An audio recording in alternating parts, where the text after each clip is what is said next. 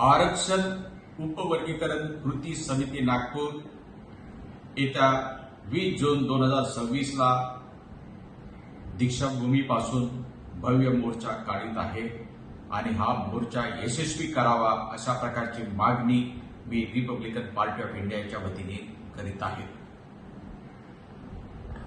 तेलंगणामध्ये आणि कर्नाटकमध्ये काँग्रेसचं सरकार आहे आणि त्या दोन राज्यामध्ये उपवर्गीकरण लागू करण्यात आलं आहे, परंतु काँग्रेसने महाराष्ट्रामध्ये उपवर्गीकरणाला विरोध केला आहे आणि तो योग्यही आहे।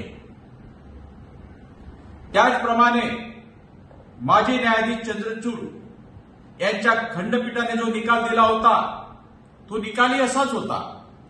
त्यांनी स्पष्ट म्हटलं की ज्या ज्या राज्यामध्ये उपवर्गीकरणाची आवश्यकता आहे त्याच त्याच राज्यामध्ये उपवर्गीकरण करावे। महाराष्ट्रामध्ये उपवर्गीकरणाची काहीही गरज नाही। रिपब्लिकन पार्टी ऑफ इंडिया आणि गवई परिवार उपवर्गीकरणाचा विरोध करीत आहे। तुम्हाला जर मातक समाजाबद्दल एवढंच प्रेम आहे तर अण्णाभाऊ साठे महामंडळ, त्या महामंडळामध्ये एकही पैसा नाही। अरे पहिले तिथे पैसे उपलब्ध करून द्या, करोडो रुपये उपलब्ध करून द्या। मातंग बांधवांना जर व्यवसाय मिळाला आणि तर ते मोठे झाले, आर्थिकदृष्ट्या सक्षम झाले, ते अन्य मातंग समाजाला पुढे आणतील।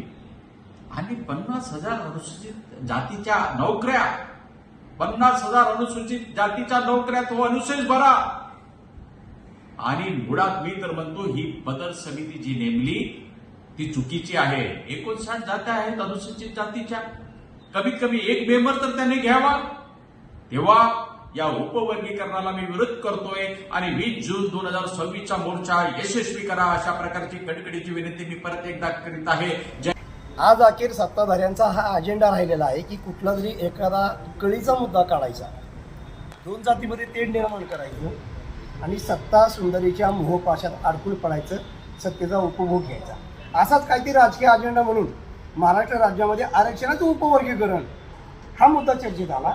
आणि ज्याला नाक पुसताही येत नाही असं बालवाडीतलं आणि पहिलीतलं पोरगं सुद्धा आरक्षण, उपवर्गीकरण, फायदा तोटा, मोठा भाऊ लहान भाऊ याच्यावरती बिंदातपणे भाष्य करायला लागलेलं आहे।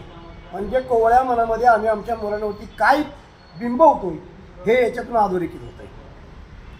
रिपब्लिकन पार्टी ऑफ इंडियाचे राष्ट्रीय अध्यक्ष, राष्ट्रीय नेते माननीय डॉक्टर राजेंद्र गवई साहेबांनी त्यावेळेला कर्नाटकचा इम्पिरियल डाटा याच्यावरती अभ्यास केला होता, गोळा केला होता आणि त्यामुळं कर्नाटकला काही अंशी आरक्षणाचा लाभ तिथल्या लोकांना झाला हे सत्य नाकारता येत नाही। कर्नाटक आणि तेलंगणामध्ये जी परिस्थिती तीच परिस्थिती महाराष्ट्रामध्ये आहे का, तर अजिबात नाही, त्याच्यापेक्षा वेगळी परिस्थिती महाराष्ट्रामध्ये आहे। आज अखेर रिपब्लिकन पार्टी ऑफ इंडियानं आपली याबाबत भूमिका घोषित केली नव्हती, मात्र आजच रिपब्लिकन पार्टी ऑफ इंडियाचे राष्ट्रीय नेते, राष्ट्रीय सरचिटणीस माननीय डॉक्टर राजेंद्र गवई साहेबांचा आदेश आला आणि आरक्षणाचं उपवर्गीकरण या विषयाला रिपब्लिकन पार्टी ऑफ इंडियाचा सबसे जाहीरपणे विरोध असल्याचं नमूद करण्यात आलंय। आज आम्ही सातारा जिल्ह्याचे रिपब्लिकन पार्टी ऑफ इंडियाचे तमाम पदाधिकारी, युवक जिल्हाध्यक्ष विशालभाऊ कांबळे, महिला आघाडी जिल्हाध्यक्षा रेखाताई सट्टे, या ठिकाणी आमचे जिल्हा उपाध्यक्ष अनिल धोत्रे, आमच्या अण्णा आहेत सचिन शेंडगे आहेत, आम्ही सर्वांनी मिळून आता जिल्हाधिकाऱ्यांनी निवेदन दिलेलं आहे।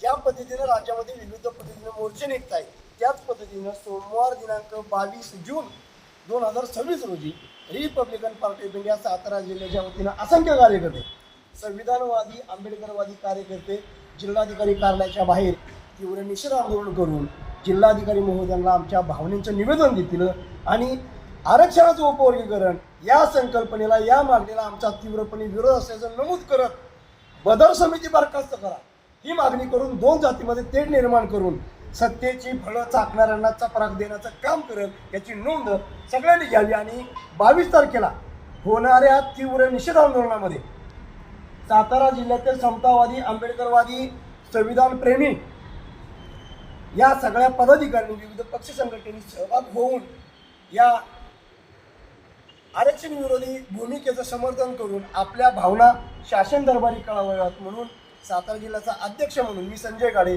सगळ्यांना नम्र निवेदन करतो, 22 तारखेच्या आंदोलनामध्ये सक्रिय सहभाग नोंदवा आणि पुन्हा एकदा एकीची वज्रमुठ महाराष्ट्राच्या दाखवून द्या ही विनंती करतो. जय भीम, जय भारत, जय शिवराय, जय संविधान.